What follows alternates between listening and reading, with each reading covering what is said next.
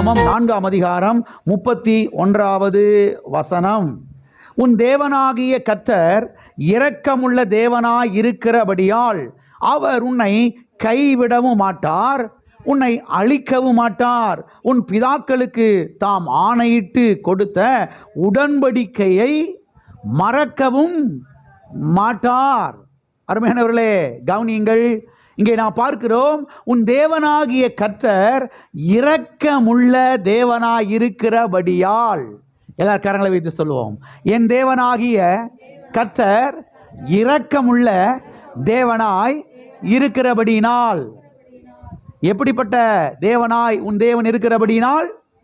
இரக்கமுள்ள தேவனாய் இருக்கிறபடியினால், கொடூரமான அரக்கனாய் இருக்கிறபடியினால் என்று சத்தியவேதத்திலே சொல்லப்படவில்லை.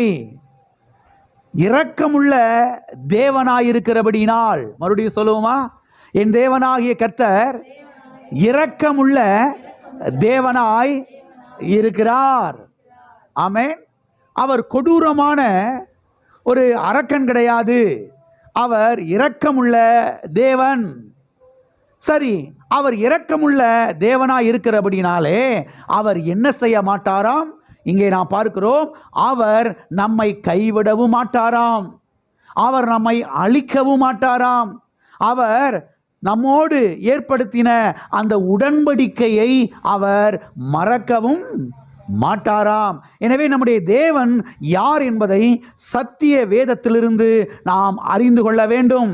ஆங்காங்கே நடக்கிற சில சம்பவங்களை வைத்து, ஆங்காங்கே நடக்கிற சில காரியங்களை வைத்து கர்த்தர் இப்படித்தான் என்கிற ஒரு முடிவுக்கு நாம் என்ன செய்யக்கூடாது, வரக்கூடாது.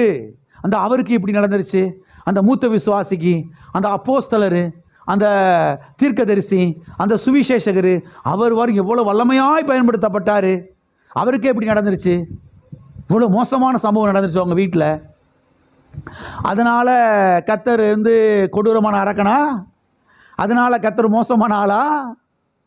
நெவர், ஒருபோதும் கிடையாது. திட்டமாய் தெரிந்து கொள்ளுங்கள். ஆங்காங்கே நடக்கிற சில கிறிஸ்தவ விசுவாசியுடைய வாழ்க்கையில் நடக்கிற, சில கிறிஸ்தவ பிரசங்கியாருடைய வாழ்க்கையில் நடக்கிற சில சம்பவங்களை வைத்து கர்த்தர் இப்படித்தான் என்கிற ஒரு முடிவுக்கு வரக்கூடாது. சத்திய வேதத்திலிருந்து நாம் ஒரு முடிவுக்கு என்ன செய்ய வேண்டும், வர வேண்டும். ஆமென்.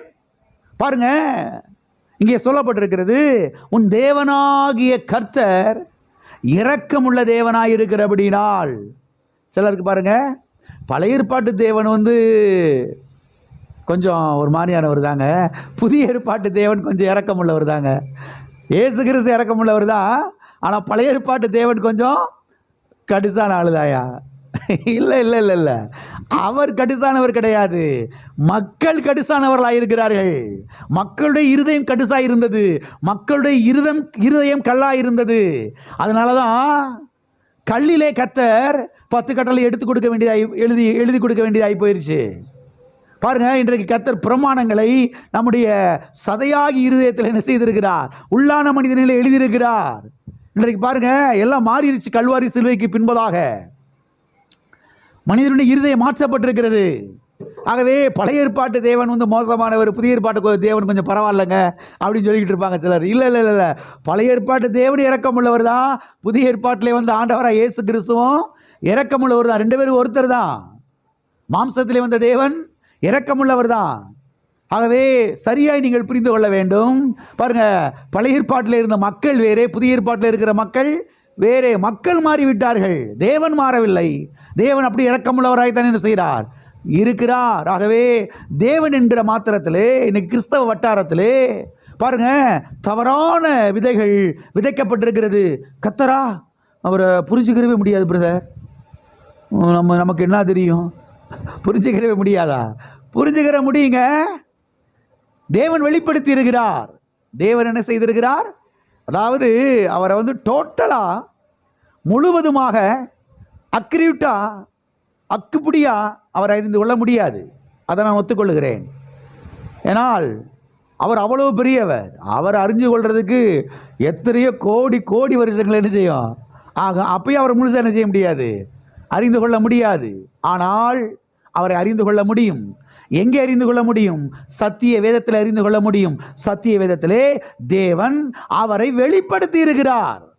ஆமென். வெளிப்படுத்தி இருக்கிறார் வேத வசனங்களிலே. அங்கே இருந்து நாம் என்ன செய்யலாம்? அறிந்து கொள்ளலாம். பாருங்க, நம்முடைய தேசத்தில் இருக்கக்கூடிய முஸ்லீம் சகோதரிகள் அந்த படுதாவை போடுறாங்க, சில காரியத்துக்காக அவங்க போடுறாங்க. ஆனால் அவங்க பாருங்க, நம்மளை பார்க்கறதுக்கு லேசாக அங்கே ஒரு கேப் விட்டுருக்குறாங்க. இப்போல்லாம் அப்படி இல்லை போல். அப்படி சின்ன இது மாதிரி இருக்குது, கண்ணாடி மாதிரி இருக்குது, அதில் பிளாஸ்டிக் பேப்பர் மாதிரி வச்சுருப்பாங்க. அவங்க என்ன செய்யலாம்? நம்மளை பார்க்கலாம். நாம் அவங்கள என்ன செய்ய முடியாது? முழுசாக பார்க்க முடியாது. ஆனால் நாம் அவங்கள எப்படி பார்க்கலாம்னா அவங்க கண்ணை மட்டும் பார்க்கலாம். நாம் அவங்களுடைய கண்ணை மட்டும் பார்க்கலாம், அதுக்கு மேலே பார்க்க முடியாது. அவங்க கருப்பா சகப்பா என்ன ட்ரெஸ் உடுத்திருக்கிறாங்க எதுவுமே தெரியாது நமக்கு. ஆனால் அவங்க கண்ணை என்ன செய்யலாம்? பார்க்கலாம். இதை போல தான் தேவன் தம்மை குறித்து என்ன செஞ்சிருக்கிறாரு? கொஞ்சம் வெளிப்படுத்தி இருக்கிறாரு. அந்த வெளிப்படுத்தல் சத்திய வேதத்தில் இருக்கிறது. அங்கே இருந்து நாம் கர்த்தரை என்ன செய்து கொள்ளலாம்? அறிந்து கொள்ளலாம். இங்கே சொல்லப்பட்டிருக்கிறது, உன் தேவனாகிய கர்த்தர் இரக்கமுள்ள தேவனாயிருக்கிறபடியினால். உன் தேவனாகிய கர்த்தர் கொடூரமான ஒரு அரக்கனாய் இருக்கிறபடியினால் என்று சொல்லப்படவில்லை, எழுதப்படவில்லை.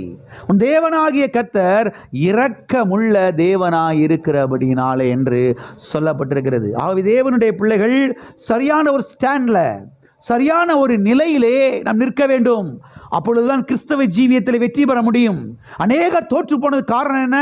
சொல்ல முடியாது பிரதர், கர்த்தர் இப்படி இருப்பார் பிரதர், அப்படி இருப்பார் பிரதர். யாருக்கு பிரதர் தெரியும்? இல்லை இல்லை இல்லை இல்லை, சரியான ஒரு ஸ்டாண்டில் நிற்கணும். ஊழியக்காரங்களாக இருக்கட்டும், விசுவாசிகளாக இருக்கட்டும், சரியான ஒரு நிலையில் இருக்கணும். கர்த்தர் யார் தெரியுமா? கர்த்தர் இரக்கமுள்ளவர். அவ்வளவுதான்.